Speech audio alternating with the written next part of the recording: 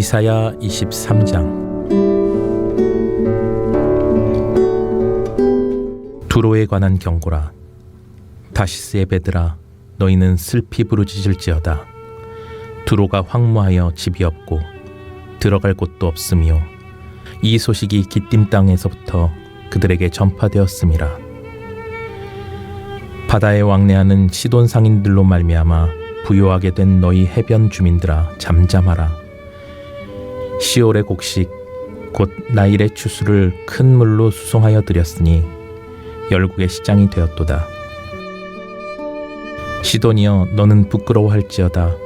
대저 바다 곧 바다의 요새가 말하기를 나는 상고를 겪지 못하였으며 출산하지 못하였으며 청년들을 양육하지도 못하였으며 처녀들을 생육하지도 못하였다 하였음이라. 그 소식이 애굽에 이르면 그들이 두로의 소식으로 말미암아 고통받으리로다. 너희는 다시스로 건너갈지어다. 해변 주민아, 너희는 슬피 부르짖을지어다.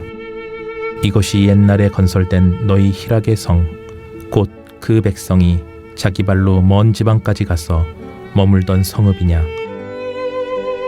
면류관을 씌우던 자여, 그 상인들은 고관들이요 그 무역상들은 세상의 존귀한 자들이었던 두로에 대하여 누가 이 일을 정하였느냐. 만군의 여호와께서 그것을 정하신 것이라. 모든 누리던 영화를 욕되게 하시며 세상의 모든 교만하던 자가 멸시를 받게 하려 하심이라. 딸 다시스여, 나일같이 너희 땅에 넘칠지어다. 너를 속박함이 다시는 없으리라. 여호와께서 바다 위에 그의 손을 펴사 열방을 흔드시며 여호와께서 가나안에 대하여 명령을 내려 그의 견고한 성들을 무너뜨리게 하시고 이르시되, 너 학대받는 처녀 딸 시도나, 내가 다시는 희락이 없으리니 일어나 기띔으로 건너가라. 거기에서도 내가 평안을 얻지 못하리라 하셨느니라. 갈대아 사람의 땅을 보라. 그 백성이 없어졌나니 곧 아수르 사람이 그곳을 들짐승이 사는 곳이 되게 하였을 때 그들이 망대를 세우고 궁전을 헐어 황무하게 하였느니라. 다시스의 배들아, 너희는 슬피 부르짖으라. 너희의 견고한 성이 파괴되었느니라. 그날부터 두로가 한 왕의 연한같이 70년 동안 잊어버린 바 되었다가 70년이 찬 후에 두로는 기생의 노래같이 될 것이라. 잊어버린 바 되었던 너 음녀여, 수금을 가지고 성읍에 두루다니며 기묘한 곡조로 많은 노래를 불러서 너를 다시 기억하게 하라 하였느니라. 70년이 찬 후에 여호와께서 두로를 돌보시리니 그가 다시 값을 받고 지면에 있는 열방과 음란을 행할 것이며 그 무역한 것과 이익을 거룩히 여호와께 돌리고 간직하거나 쌓아두지 아니하리니 그 무역한 것이 여호와 앞에 사는 자가 배불리 먹을 양식, 잘 입은 옷감이 되리라. 할렐루야. 오늘 함께 나눌 말씀의 제목은 두로에 관한 경고의 말씀입니다. 오늘 말씀을 통해 은혜가 있기를 주님의 이름으로 축복합니다. 본문 1절을 보면 두로에 관한 경고라고 말씀해주고 있고요. 우리가 지난 시간 22장까지 우리가 13장부터 이방 나라들의 심판을 경고하는 그런 말씀들을 살펴보았습니다. 이제 마지막 12번째 말씀을 두로에 관한 말씀으로 함께 나누기를 원합니다. 두로는 열방의 심판 예언이 이 바벨론으로 시작된 그 13장으로부터 연관하여 의미심장한 그런 예언의 말씀을 주고 있습니다. 바벨론은 당대 고대 세계에서 군사적으로는 최대 강국이었고요. 문화적으로도 탁월한 그런 나라였습니다. 여기에 견주어 볼 때 이 두로는 규모 면에서 바벨론과 비슷한 필적할 만한 그런 나라는 아니었지만은 당시 근동에서 지중해의 해상무역을 담당했기 때문에 상당한 경제적 부를 축적했던 그런 도시가 두로입니다. 이사야 선지자는 이 두 나라의 패망을 열방의 패망 예언의 맨 앞에 그리고 맨 뒤에 이렇게 위치시켜서 세상에서 막강한 그런 군사력과 문화적으로 또 경제적으로 큰 영향력을 가지고 경제권을 틀어진 이 나라이지만 그럼에도 불구하고 하나님 앞에서 결국에 심판을 당하게 되었다는 사실을 교훈해주고 있는 것입니다. 두로에 관한 말씀도 본문 말씀 외에 여러 성경에 기록되어 있습니다만은 특별히 에스겔 26장 1절부터 28장 19절까지 굉장히 많은 그런 장수에 걸쳐서 수많은 내용을 기록하고 있는데요. 크게 나누어 보면 먼저 26장과 27장은 한때 아주 찬란했던 그런 두로의 그런 도시에 대한 설명을 해주고 있고요.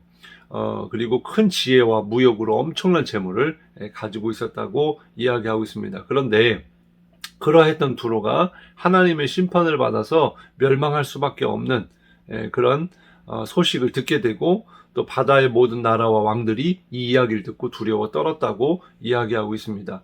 그리고 28장에서는 교만한 두로의 왕을 책망하는 그런 내용으로 되어 있거든요. 그러면 두로는 어떤 나라일까요? 첫 번째로 두로는 이스라엘의 북서쪽에 위치하고 있었던 그런 나라입니다. 지도를 참고해 보면 알겠고요. 이스라엘의 가나안 정복 당시에 이미 견고한 도시를 형성하고 있었습니다. 그리고 두 번째는 두로는 다윗과 솔로몬 시대에 굉장히 관계가 좋았어요. 그래서 우호 조약 관계를 맺은 나라였습니다. 그래서 성전 건축에 대해서 목재와 기술자들을 지원해 주기도 했습니다. 그리고 세 번째로 지중해 연안의 해상 무역을 장악하고 있었던 만큼 세계 최대의 무역 도시였기 때문에 엄청난 부를 자랑했던, 말 그대로 찬란했던 그런 나라였어요. 이사야 23년 7절의 말씀에 보면 음악의 도시라, 그리고 희락의 성이었다, 이렇게 표현해주고 있습니다. 그러면 이 두로가 왜 심판을 받을 수밖에 없었을까요? 첫 번째로는 하나님의 백성들, 이스라엘의 멸망을 기뻐했기 때문입니다. 에스겔 26장 2절에 보면 인자야 두로가 예루살렘에 관하여 이르기를 아하 만민의 문이 깨져서 내게로 돌아왔도다. 그가 황폐하였으니 내가 충만함을 얻으리라 하였도다. 이 이스라엘의 그런 관계가 좋았었던 때도 있었는데 이스라엘이 멸망을 당한다는 소식을 들으니까 좋아하고 있어요. 기뻐하고 있었다는 거예요.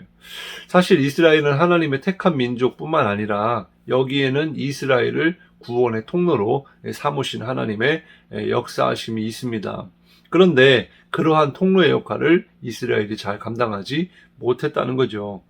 그래서 이것을 표현한 것이 만민의 문이 깨졌다, 이렇게 표현하고 있는 것입니다.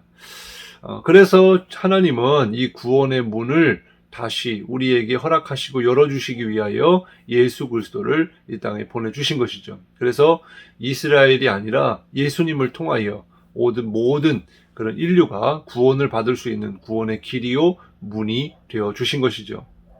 우리가 바로 그 예수님을 통하여 하나님께로 나아갈 수 있게 된 줄로 믿으시기 바랍니다. 두 번째로 이 두로가 심판을 받을 수밖에 없었던 이유는 바로 인신매매 때문이었습니다. 아모스 1장 9절에 보면 여호와께서 이와 같이 말씀하시되 두로의 선화 가지 죄로 말미암아 내가 그 벌을 돌이키지 아니하리니 이는 그들이 그 형제의 계약을 기억하지 아니하고 모든 사로잡은 자를 에돔에 넘겼음이라, 이렇게 되어 있어요. 두로와 이스라엘이 형제로서 계약을 맺었는데 서로를 노예로 팔지 말자라는 것이었어요. 그런데 이러한 계약을 파기한 것입니다. 그런데 형제와의 계약을 파기한 것보다 더 중요한 것은 하나님은 하나님의 형상을 따라 만드신 인간이 그 인간을 사고 파는 것 그 자체를 굉장히 미워하신다는 거예요. 영국은 17세기부터 노예 무역을 본격화했습니다. 18세기에는 세계 최대의 노예 무역 국가가 되었죠. 1770년의 통계에 따르면 아프리카에서 끌려와서 유럽 식민지로 팔려가는 노예의 절반이 바로 영국 노예선에 실어 날랐다는 그런 기록이 있습니다. 그리고 당시 영국의 주요 항구 도시들은 노예 무역으로 경제활동을 하고 또 먹고 사는 그런 이렇게 생활을 했다는 거죠. 또 연간 수천 명의 선원 일자리와 또 수백 척의 선박 건조 그리고 유지 수요를 창출함으로써 영국 경제에 아주 중요한 그런 비중을 차지했다는 것입니다. 이러한 노예 무역상과 또 농장주들은요, 그 벌어들인 돈으로 직접 하원 의원 자리를 얻거나 또 매수하는 일도 다반사했습니다. 그래서 당시에 영국에서는 이 노예 무역을 폐지하지 않은 그런 말이 오늘날 한국에서 자동차 산업을 폐지하자는 그런 말이나 다름없을 만큼 이거는 굉장히 어처구니 없는 그런 주장이었습니다. 그러한 사회적 흐름 속에서 노예제도 폐지를 주장하며 앞장섰던 이들이 있었죠. 바로 그들은 예수님을 믿는 자들이었습니다. 그중 한 사람이 누구냐면 어메이징 그레이스라는 유명한 찬송을 남긴 영국의 존 뉴턴입니다. 그는 노예선의 선장이었어요. 그가 복음을 듣고 신앙인이 된 이후에 노예제도 폐지를 위해서 누구보다 앞장섰던 사람입니다. 왜냐하면 감리교회 창시자인 요한 웨슬리의 가르침을 통해서 노예제도가 복음적이지 않다, 반복음적이다라는 사실을 깨달았기 때문이라는 것입니다. 그래서 인신매매는 하나님이 결코 기뻐하시지 않는 반드시 심판을 받게 될 일이라는 것을 기억해야 됩니다. 그리고 세 번째는 두루가 심판을 받을 수밖에 없었던 이유는요, 바로 그들의 교만 때문이었습니다. 왜 교만했을까요? 당연한 이야기일지 모르겠습니다.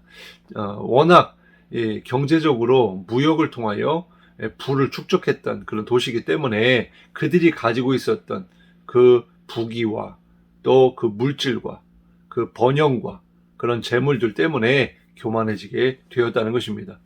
바벨론이 권력을 대표한다면 재물을 대표하는 그 나라가 바로 두로라는 것입니다. 그들은 이 모든 재물로 인해서 이스라엘과의 약속도 잊어버렸고요. 함께 믿었던 하나님, 그 하나님도 무시하고 버리고 심지어 자기들이 가지고 있었던 건축술로 이렇게 한때는 하나님의 성전을 짓는 데 도움을 주었지만 나중에는 우상을 만드는 그런 일로 사용되기도 했습니다. 정리하자면 그들은 하나님과의 대적 관계가 되었다는 거예요. 무엇 때문에? 그들이 가지고 있는 엄청난 재물 때문에. 그래서 교만해지고 자만에 빠지게 된 것입니다. 그래서 결국 주님은요, 26장 11절부터 14절에 보면 바벨론을 통하여 그들을 심판하시는데 모든 석상들과 신상들을 무너뜨리고 또 그들이 가지고 있었던 재물을 빼앗아버리고 그의 무역한 것을 노력하고 노랫소리도 그치게 하고 그들의 즐거움과 기쁨을 모두 제거하리라, 이렇게 말씀해주고 있습니다. 우리가 아무리 가진 것이 많아도요, 하나님이 우리에게 주신 은혜와 복이라는 것을 망각하고 교만에 빠지게 되면 이 모든 것이 한순간에 사라질 수 있다는 것을 깨달아야 합니다. 1절에 다시 돌아가서 다시스 예배들아 너희는 슬피 부르짖을지어다 그랬어요. 고대 다시스는 지중해 무역을 장악한 그런 두로의 식민지 성읍이었습니다. 지중해 서쪽과 동쪽을 연결하던 그런 무역 선이 정기적으로 다시스하고 이 두로 사이를 왕래했거든요. 근데 7절까지 보면 두로의 몰락으로 인해서 폐허가 되고 집이 다 부서졌을 뿐만 아니라 들어가 쉴 곳조차 없게 되었다는 그런 소식을 듣게 됩니다. 그래서 많은 나라들의 상인들이 이 얘기를 듣고 두로를 통하여 큰 이익을 봤던 애굽을 포함한 여러 나라, 여러 도시들, 다시스와 같은 그런 나라들이 그 상실감과 또 슬픔을 맛보게 되었다는 말씀입니다. 더 이상의 수고와 기대가 사라지고 만 거죠. 우리가 여기서 깨달을 수 있는 것은 이 두루를 심판하시는 분이 먼저 누구시냐는 거예요. 9절 말씀에 보면 만군의 여호와께서 그것을 정하신 것이라. 구원하시는 분도 하나님이시고 죄를 심판하시는 분도 하나님이시다. 우리는 그 하나님을 경외해야 될 줄로 믿습니다. 그리고 그 하나님은 어떤 하나님이십니까? 바로 모든 누리던 영화를 욕되게 하시며 세상의 모든 교만하던 자가 멸시를 받게 하려 하심이라. 하나님은 교만한 자를 심판하십니다. 그런데 15절 말씀에 보면요, 그렇게 두로를 심판하시겠다고 하신 하나님이 그 두로의 회복을 말씀해주고 있어요. 15절 말씀에 보면 그날부터 두로가 한 왕의 연한같이 70년 동안 잊어버린 바 되었다가 70년이 찬 후에 두로는 기생의 노래같이 될 것이라. 두로는 역사적으로요, 이스라엘과 같이 바벨론에 의하여 패망을 당하고 포로로 붙잡혀갔습니다. 그리고 70년이 지나서 이스라엘과 같이 그 나라 또한 70년 이후에 다시 고국으로 돌아오게 되었고요, 무역을 재개하여 이익을 얻게 되었다는 것입니다. 그리고 18절에 보면 그 무역한 것과 이익을 거룩히 여호와께 돌리고 간직하거나 쌓아두지 아니하리니 그 무역한 것이 여호와 앞에 사는 자가 배불리 먹을 양식 잘 입을 옷같이 되리라. 두로에 무역한 것 이제 고국으로 돌아와서 더 이상 그들은 자기들의 부를 축적하여 자기들의 배만 불리고 우상을 숭배하는 것이 아니고 여호와께 돌린다. 간직하거나 쌓아두지 아니한다. 이런 말씀들이 나오고 있습니다. 우리가 하나님의 은혜를 우리가 깨닫고 구원받은 자로서의 삶이 바로 이러한 삶일 것입니다. 그런데 안타까운 것은 그렇게 하나님 앞에 영광을 돌렸던 구원해 주신 그 하나님, 회복해 하신 그 하나님 앞에 영광을 돌리면서 끝까지 그렇게 나아가면 좋겠지만 시간이 지나서 또 이 주님의 은혜를 망각하고 부와 권력을 자랑하다가 헬라의 알렉산더에게 멸망을 당하고 맙니다. 역사적으로. 사랑하는 여러분, 교만은 이렇게 언제든 우리 가운데 들어와서 주님의 은혜를 망각하게 만듭니다. 그러나 꼭 기억해야 될 것은 하나님은 교만한 자를 미워하시고요. 교만은 패망의 선봉이라고 잠언에 말씀해주고 있는데 우리가 넘어지는 이유는 바로 이 교만 때문입니다. 하나님보다 자신을 높이지 말아야 되고요. 이 두루를 통하여서 오늘 우리에게 주신 것 그것을 자랑할 것이 아니라 하나님께 감사할 수 있는 오늘 하루가 되시기를 주님의 이름으로 축복합니다. 기도하겠습니다. 하나님 감사합니다. 오늘 도로를 통하여 주신 교훈의 말씀을 깨닫게 하신 줄 믿고 감사를 드립니다. 하나님, 우리에게 주신 모든 것, 내가 가진 것이 많아도 이 모든 것이 하나님으로부터 온 것이요 하나님의 은혜인 줄 믿고 감사를 드립니다. 그러나 이것이 내가 주인이고 또 내 마음대로 사용하고 또한 하나님이 아닌 세상에 눈을 돌릴 때에는 하나님 교만에 빠지게 되고 반드시 하나님은 그 교만한 자를 미워하시고 심판하신다고 하였는데 하나님 오늘 하루 동안 내게 주신 것 온전히 감사하게 하시고 또한 하나님의 은혜를 다시 한번 깨닫게 하시고 주님만을 의지하는 오늘 하루가 되게 도와 주시옵소서. 오늘도 말씀과 함께 주님과 동행하는 복된 하루가 되게 하여 주실 것을 믿사오며 예수님의 이름으로 간절히 기도드리옵나이다. 아멘.